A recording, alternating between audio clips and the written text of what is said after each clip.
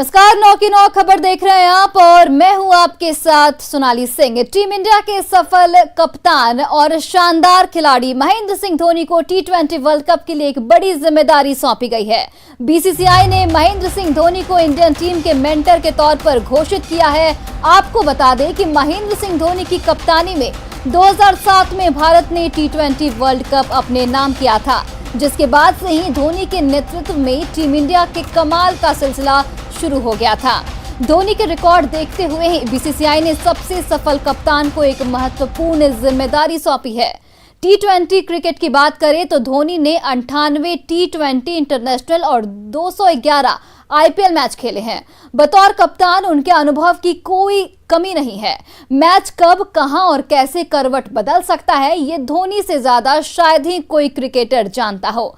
महेंद्र सिंह धोनी भले ही बेहतरीन बल्लेबाज और विकेट कीपर हैं, लेकिन उन्हें गेंदबाजों का कप्तान कहा जाता है। ऐसे में धोनी T20 वर्ल्ड कप के दौरान अपनी सलाह से गेंदबाजों की धार और ज्यादा तेज कर सकते हैं। टीम इंडिया ने T20 वर्ल्ड कप के लिए बेहतरीन खिलाड़ियों को चुना है, जिनसे असाधारण टीम कैसे चुनी जाए, इसमें धोनी की सलाह काफी अहम हो सकती है। वहीं औसत खिलाड़ियों से भी मैच विनिंग प्रदर्शन कराने में भी माही मैजिक दिखा सकते हैं।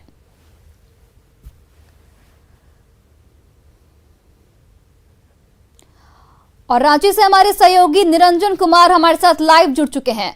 निरंजन, एक बड़ी जिम्मेदारी महेंद्र सिंह धोनी को T20 वर्ल्ड कप में मेंटर के तौर पर, रांची वासियों में इस फैसले से कितनी खुशी?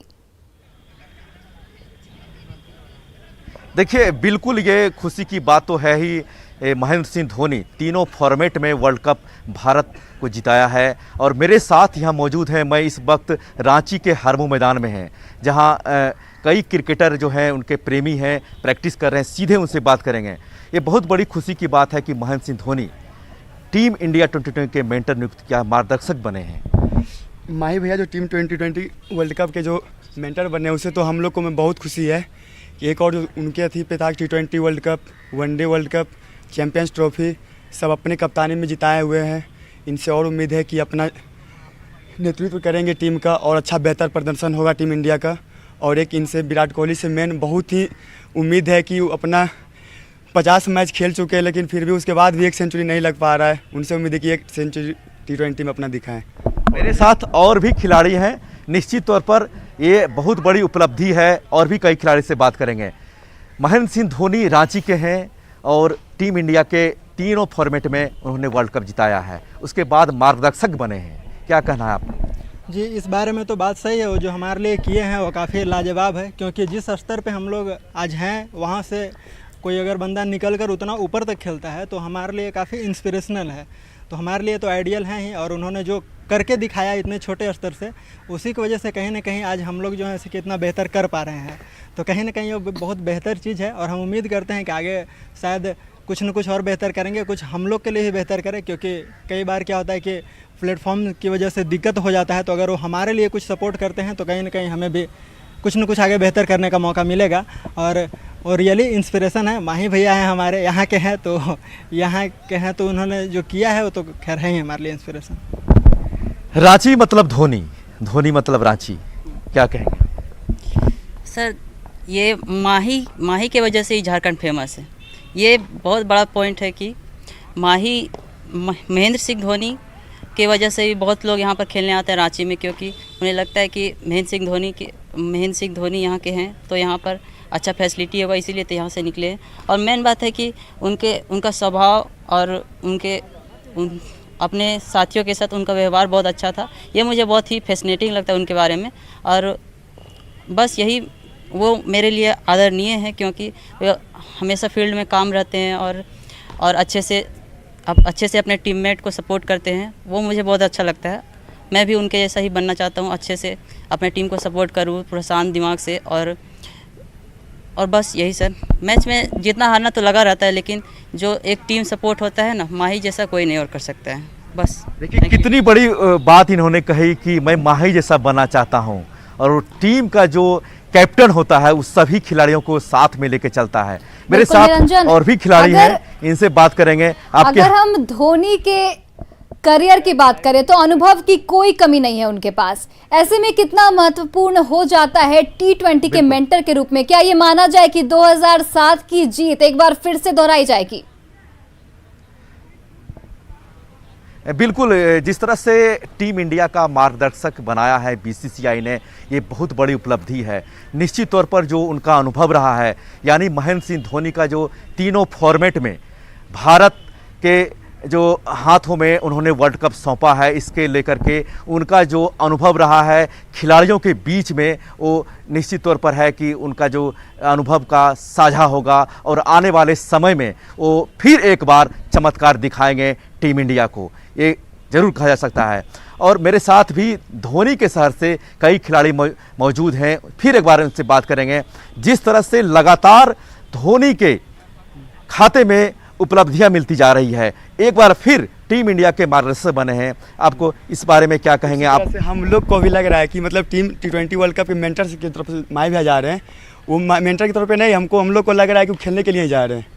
उन पे पूरा उम्मीद है कि अपना टीम को सपोर्ट करेंगे और अच्छा बेहतर प्रदर्शन करवाएंगे टीम से, और अच्छा होगा कि हम लोग T20 वर्ल्ड कप जीत के आएंगे वहाँ से। आप रांची के हैं और यहाँ हरमू मैदान में प्रैक्टिस कर रहे हैं, तो किस तरह से उनका आप जो है अनुभव साझा करते हैं, उनको किस तरह से आप मानते हैं? मेन तो उनका ग्राउंड में मेन एक्टिव, अपना सबके प्रदर्शन, मतलब किसी पे कोई प्रेशर नहीं कि तुम ये करो वो करो, अपना सबके साथ एक अथी करना। आप पीछे विकेट कीपर रहते हुए अपना बॉलर सबको अपना दिशा दिखाते रहते कब क्या करना है नहीं करना है। अपना बहुत ही अच्छे कैप्टन है। अब हमको मतलब और उम्मीद था कि अपना और अभी अपना और साल मतलब इंडियन टीम तरफ से खेले, लेकिन बहुत ही जल्द संन्यास ले लिया। हम लोग को बहुत दुखी हुआ। देखिए, इन्होंने सबसे बड़ी बात इन्होंने यह कहा कि वह संन्यास लिए, यह बहुत बड़ी दुखी की बात है, उनको और आगे खेलना चाहिए था, ये कहना था हरमू मैदान में प्रैक्टिस कर रहे खिलाड़ियों का। निरंजन, और देखिए इस फैसले से, बीसीसीआई के इस फैसले से रांची वासियों में तो खुशी है ही, लेकिन देशवासियों में भी उतनी ही खुशी है कि महेंद्र सिंह धोनी को इतनी बड़ी जिम्मेदारी दी गई है T20 वर्ल्ड कप को लेकर। आपका बहुत बहुत धन्यवाद तमाम जानकारियों के लिए और तमाम खिलाड़ियों से बात करने के लिए। बढ़ते आगे, अगले महीने होने वाले T20 वर्ल्ड कप के लिए टीम इंडिया का ऐलान हो गया है। पूर्व कप्तान महेंद्र सिंह धोनी टीम के मेंटर बनेंगे। वहीं धोनी के मेंटर बनाए जाने से रांची के क्रिकेट खिलाड़ियों में उत्साह है, साथ ही सभी को उम्मीद है कि धोनी का मार्गदर्शन में टीम इंडिया T20 कप पर फिर से कब्जा कर सकती है। सर, गर्व का बात यह है झारखंड के लिए जो वो मेंटर बने हैं और मेरे इंडिया टीम के लिए जो वो वर्ल्ड कप जीत के आए। सो बहुत अच्छी बात है सर कि वो मेंटर बने और वर्ल्ड कप्तानी में वो वर्ल्ड कप जीते 2007-2011 का। माए भैया जो टीम का मेंटर बने हैं T20 वर्ल्ड कप के लिए, वो झारखंड के लिए बहुत गर्व की बात है, क्योंकि इससे पहले देखा जा चुका है T20 world cup, one day world cup सब जीत के अपना चैंपियंस ट्रॉफी जिताए हैं खुद के थी पे। बहुत उम्मीद है माए भैया से कि जा रहे हैं टीम मेंटर बन के कई टीम को जिताए, अपना सफलतापूर्वक अथी करके आए वहाँ से। धोनी सर काफ़ी अच्छे हैं। उन्होंने मतलब 2007 में और 2011 में हमें जो वर्ल्ड कप जिताया वो काफ़ी लाजवाब रहा। रीज़न है कि एक होता क्या है कि हम लोग जब क्रिकेट खेलते हैं तो हम लोग को कोई इंस्पिरेशन नहीं मिलता है। रीज़न है कि हम लोग किसी न किसी को देख के सीखते हैं, तो इस एरिया से जो निकले हैं वो हमारे लिए काफ़ी इंस्पिरेशन रहे हैं और कहीं ना कहीं उन्हीं की वजह से आज हम लोग मोटिवेट भी हैं और इसी वजह से आज फाइट भी कर रहे हैं। तो उम्मीद करते हैं कि आगे भी वो बेहतर करते रहेंगे। वहीं देखिए 17 अक्टूबर से ओमान और यूएई में होने वाले T20 वर्ल्ड कप के लिए भारतीय टीम का ऐलान कर दिया गया है। बीसीसीआई ने 15 सदस्यीय भारतीय टीम का ऐलान किया है, जिसमें बिहार के ईशान किशन को भी टीम में जगह दी गई है। ईशान किशन एक बेहतर युवा विकेटकीपर बल्लेबाज है। उन्होंने अपना पहला T20 अंतर्राष्ट्रीय मैच इंग्लैंड के खिलाफ खेला था और T20 इंटरनेशनल करियर का आगाज चौके के साथ किया था। ईशान 44 फर्स्ट क्लास मैचों में कुल 2665 रन बना चुके हैं। ईशान के नाम फिलहाल 5 शतक और 15 अर्धशतक शामिल हैं। घरेलू क्रिकेट में झारखंड का प्रतिनिधित्व करने वाले ईशान किशन ने श्रीलंका के खिलाफ वनडे में अंतर्राष्ट्रीय डेब्यू किया, जहां ईशान को बतौर विकेटकीपर टीम में शामिल किया गया। झारखंड के लिए घरेलू क्रिकेट खेलने वाले किशन ताबड़तोड़ अंदाज की बल्लेबाजी के लिए जाने जाते हैं।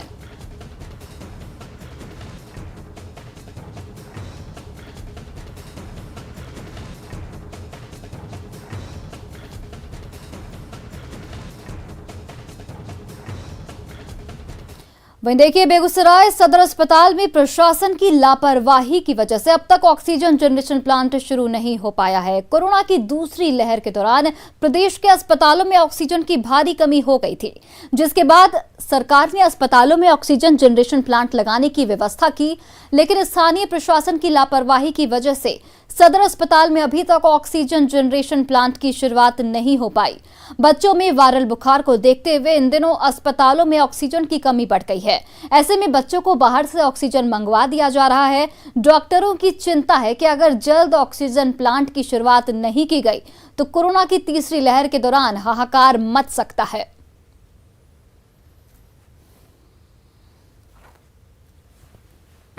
एक तो निमोनिया के कारण से ऑक्सीजन का खपत बढ़ गया है। ऑलरेडी हम लोग के यहाँ जो पहले 10 सिलेंडर हो रहा था, अभी 20 सिलेंडर खर्चा हो रहा है।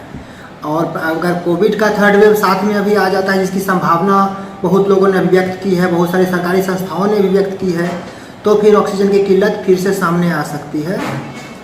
और इसलिए अभी सभी जगह पे जहाँ जहाँ मान लिए अगर ऑक्सीजन प्लांट वगैरह लग गया है तो जितना जल्दी चालू हो जाए हम लोगों के लिए वही अच्छा रहेगा। हमारे ज़िले बेगूसराय में जो ऑक्सीजन का प्लांट लगा गया सदर अस्पताल में, वो अभी तक शुरू नहीं हुआ। भगवान इस समस्या से बचावे। अगर ये भयावह स्थिति हो जाएगी तो शहर गांव को तो छोड़ दीजिए, शहर में जो बच्चे मरने लगेंगे उनको कौन बचाएगा? क्या स्थिति होगी, क्या त्रासदी होगी? सरकार का इसके प्रति क्या दिशा निर्देश है और क्या कर रही है प्रशासन, हमारे समझ से परे। एक तरफ जहां कोरोना की तीसरी लहर एवं वायरल बुखार से लोग सशंकित हैं, तो वहीं सदर अस्पताल या अन्य अस्पतालों की लापरवाही देखी जा रही है, जहां की ऑक्सीजन प्लांट लग जाने के बावजूद भी अभी तक विभागीय शिथिलता की वजह से इन्हें शुरू नहीं किया गया। जबकि पिछले दौर में अगर देखा जाए तो कोरोना की पहली लहर हो या दूसरी लहर हो, इस दौरान ऑक्सीजन की किल्लत साफ देखने को मिली थी और कई ऐसे मरीज थे जिनकी जान ऑक्सीजन की वजह से चली गई थी। ऑक्सीजन प्लांट की बात है तो ऑक्सीजन प्लांट पर लाखों रुपए सरकार के खर्च हो गए। दूसरी लहर में कोरोना की दूसरी लहर में ऑक्सीजन प्लांट लगाने की घोषणा हुई थी और घोषणा के बाद ऑक्सीजन प्लांट लगा भी दिया गया, लेकिन विभागीय स्तर पर इसे नाकामी कहें या लापरवाही कहें, अभी तक ऑक्सीजन प्लांट शुरू नहीं हो सका है। और ऑक्सीजन प्लांट जब शुरू नहीं हुआ तो इसका दूरगामी प्रभाव दिखने को मिलेगा, जैसा कि विशेषज्ञ बता रहे हैं कि अक्टूबर-नवंबर माह में कोरोना की तीसरी लहर आने की संभावना है और इसमें खासकर बच्चे प्रभावित अधिक होने की संभावना है। तो इसको देखते हुए अभी तक सदर अस्पताल में या सदर अस्पताल में से लेकर के तेघरा और बलिया अनुमंडल अस्पताल में भी जो ऑक्सीजन प्लांट लगा हुआ है, अभी तक शुरू नहीं करना साफ ये स्वास्थ्य विभाग की लापरवाही है। तो निश्चित रूप से कहा जा सकता है कि दूसरी लहर के बाद एक तरफ जहां सरकार ने जो है पूरी एकाग्रचित होकर और तत्परता दिखाते हुए कई जगहों पर ऑक्सीजन प्लांट लगाने की बात कही थी और इसे सरकार के द्वारा पूरा भी किया गया। ऑक्सीजन प्लांट लगाए भी गए, ऑक्सीजन जनरेटर प्लांट लगाए भी गए, लेकिन स्थानीय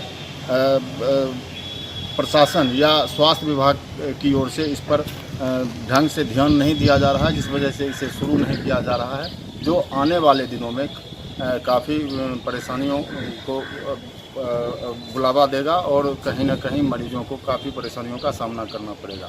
संतोष कुमार, न्यूज़ 18 बेगूसराय। और अब चलिए इस खबर के मायने समझते हैं। देखिए, वायरल बुखार में ऑक्सीजन की कमी हो रही है, ऑक्सीजन बाहर से मंगाकर देना पड़ रहा है। कोरोना की तीसरी लहर की आशंका है, तीसरी लहर में ऑक्सीजन की कमी की आशंका है। ऑक्सीजन की कमी हुई तो मुश्किलें बढ़ जाएंगी। दूसरी लहर के दौरान ऑक्सीजन की कमी हुई थी, सरकार ने दूसरी लहर से सबक भी लिया था। अस्पतालों में ऑक्सीजन प्लांट लगाए गए हैं। सदर अस्पताल की अगर बात की जाए तो सदर अस्पताल में ऑक्सीजन प्लांट नहीं शुरू हो पाया। प्रशासन की लापरवाही से स्थानीय लोग हैरान हैं और परेशान हैं। तो देखिए, जिस तरीके से पहली लहर में या दूसरी लहर की अगर बात कर लें तो ऑक्सीजन की कमी थी, उससे सबक लेकर प्रशासन ने सदर अस्पताल में ऑक्सीजन प्लांट तो लगाया है, लेकिन प्रशासनिक उदासीनता की वजह से ऑक्सीजन प्लांट अभी तक शुरू नहीं हो पाया है।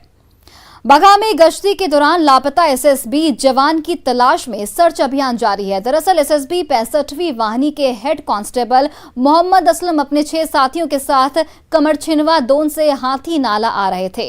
सभी जवान आगे थे। इसी दौरान नदी की तेज धारा में उनका पांव फिसल गया और वे हरहा नदी में अचानक लापता हो गए। उनके डूबने की आशंका को लेकर कई टीमों को नदी के अलग अलग जगह पर लगाया गया। लगातार रेस्क्यू अभियान फिलहाल जारी है। पटना नगर निगम के सफाई कर्मियों की हड़ताल का आज तीसरा दिन है। 12 सूत्री मांग को लेकर कर्मचारी हड़ताल पर हैं। हड़ताल के कारण सड़कों पर कचरे का अंबार लगा हुआ है, जिससे बीमारियों का खतरा बढ़ जाता है। श्री कृष्णापुरी इलाके का जायजा लिया हमारे संवाददाता रवीश नारायण ने। पटना के कृष्णापुरी इलाके में हैं और कृष्णापुरी के एक हालात जो है वो हम दिखाते हैं कि पूरी तरह से हड़ताल होने का कारण सफाई व्यवस्था जो है वो किस तरह से ठप हुई है और कितना बड़ा मात्रा में जो है वो कचरा वो मुख्य सड़कों पर फेंक दिया गया है। ये ज़रा देखिए कि यहाँ तमाम दुकानें की हो या फिर पूरे मोहल्ले भर का जो कचरा है वो आधी सड़क जो है वो कचरों से भर गया है और इस कदर यहाँ पे कह सकते हैं कि गंदगियाँ फैली हैं जो लोगों के लिए एक परेशानी का सबब बन गई हैं। और लगातार जिस ढंग से हड़ताल हुआ है, हड़ताल के कारण जो पूरी सफाई व्यवस्था जो ठप है उसके कारण पूरे शहर जो है वो नारकीय बन गया है और ज़रूरत इस बात की है कि सफाई जो है वो तत्काल की जाए और यहाँ पे नगर निगम प्रशासन जो है वो उपाय करे और उपाय कर सफाई करके लोगों को जो है वो राहत पहुँचाए, क्योंकि हर दिन आज तीसरा दिन है हड़ताल का। यहाँ पे कचरा फैला है, बहुत मुश्किल हो रही है। सुबह में टहलने मोहल्ले जाते हैं तो बहुत गंदगी महकता है। इसके लिए उपाय कुछ सरकार को करना। आधी सड़क जो है वो गंदगी से भर गई है। जी जी जी, पूरा यहाँ है, आगे भी है, पूरा कचरा फैला हुआ है। रोड पर इसको फेंकना ही नहीं चाहिए था। पटना में कचरा फैला हुआ है, हड़ताल भी है। हड़ताल है, उसके लिए सरकार को कुछ सोचना भी चाहिए। वो भी लोग मजदूर हैं, कुछ तो करना पड़ेगा। हम लोग साफ सफाई करते हैं तो देखिए, तो जो लोग हैं उनका कहना है कि जिस कदर गंदगियां जो हैं वो सड़कों पर फैली हैं और पूरे शहर भर में फैली हुई हैं वो मुश्किल बढ़ा दिया है और ख़ास करके जिस ढंग से बीमारियां जो हैं वो सामने डेंगू और मलेरिया जैसी बीमारियां तेज़ी से बढ़ रही हैं, उसको देखते हुए ये खतरा और ज़्यादा बढ़ गया है। कैमरा पर्सन मनीष जुनेजा के साथ रवीश नारायण, न्यूज़ 18 पटना।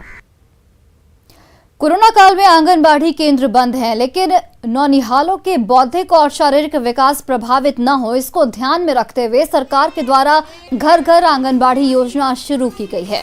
इस योजना के तहत आंगनबाड़ी केंद्र की सेविकाएं अपने अपने क्षेत्र के बच्चों के घर खिलौने और वीडियो गेम लेकर पहुंचती हैं।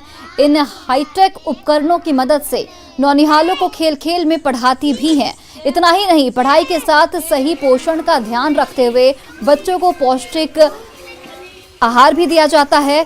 खास बात यह है कि इस योजना के तहत अपने घर में ही आंगनबाड़ी जैसा माहौल मिलने से नौनिहालों में खुशी है। मधुबनी जिले में घर घर आंगनबाड़ी कॉन्सेप्ट के जरिए बच्चों को कैसे पढ़ाया जा रहा है, इसका जायजा लिया हमारे सहयोगी अमित रंजन ने। देखिए, कोरोना काल में आंगनबाड़ी केंद्र बंद है, लेकिन बच्चों की जो पढ़ाई है वो बाधित ना हो, इसको ध्यान में रखते हुए सरकार के द्वारा कुछ खास इंतजाम किए गए हैं। यहाँ मैं अभी आपको मधुबनी जिले के ये झंझारपुर प्रखंड में बल्ली मेहत एक गांव है, वहाँ की तस्वीरें दिखाता हूँ। ये यहाँ पे बच्चे अपने घर के आंगन में ही आंगनबाड़ी केंद्र की तरह यहाँ पढ़ाई कर रहे हैं। इस योजना का नाम बताया जा रहा है कि घर घर आंगनबाड़ी। बताया जा रहा है कि ये कोरोना काल में जो आंगनबाड़ी सेंटर बंद होने के बाद बच्चों के घर पे ही आंगनबाड़ी की सेविका पहुँचती हैं और बच्चों को यहाँ ये खिलौने के साथ और ये जो कार्ड वगैरह जो कुछ इनका ये विभाग से मिला है। हम स्कूल पूर्व शिक्षा देते हैं। बच्चों का शारीरिक विकास, मानसिक विकास, बौद्धिक विकास के लिए बच्चों के सरकार के जिस तरह से हम लोग को ऑर्डर है उसी तरह हम लोग घर घर जा करके बच्चों को जो थोड़े 2-4 बच्चों दे करके उनको जो है स्कूल से पहले की शिक्षा उनको करवाते हैं। तो आंगनबाड़ी केंद्रों पे पोषाहार तो नहीं बन रहा है, तो उसके एवज में पौष्टिक लड्डू और सत्तू लड्डू का कंसेप्ट लाया गया है। जिसमें सोमवार, बुधवार और शुक्रवार को पौष्टिक लड्डू का वितरण होता है, जिसमें तकरीबन 9 आइटम है और सत्तू लड्डू में 4 आइटम है। सेविका बनाती हैं, स्टोर करती हैं और उनको जिस दिन जो लड्डू वितरण करना होता है वो होम विजिट के थ्रू करती है। तो ये तो हमारे पोषाहार का कंसेप्ट हो गया। इसके अलावा उनके बच्चों के विकास के लिए प्री स्कूल किट में जो आंगनबाड़ी में आके खेलते थे, इसके लिए वो लोग घर घर जाके उनका बौद्धिक विकास करती है। जो योजना चलाया जा रहा है उसके तहत यहाँ इस घर में कुछ बच्चे यहाँ अपने आंगन में ही आंगनवाड़ी केंद्र की तरह यहाँ पढ़ाई कर रहे हैं और साथ में यहाँ की जो सेविका हैं वो इनके घर पर पहुँची हैं पौष्टिक लड्डू के साथ और कुछ खिलौने के साथ और बच्चों को वो उनके मतलब पढ़ाई में यहाँ पे सहयोग कर रही हैं। अमित रंजन, न्यूज़ 18 मधुबनी। और फिलहाल इस बुलेटिन में इतना ही। आप देखते रहिए न्यूज़ 18 बिहार झारखंड।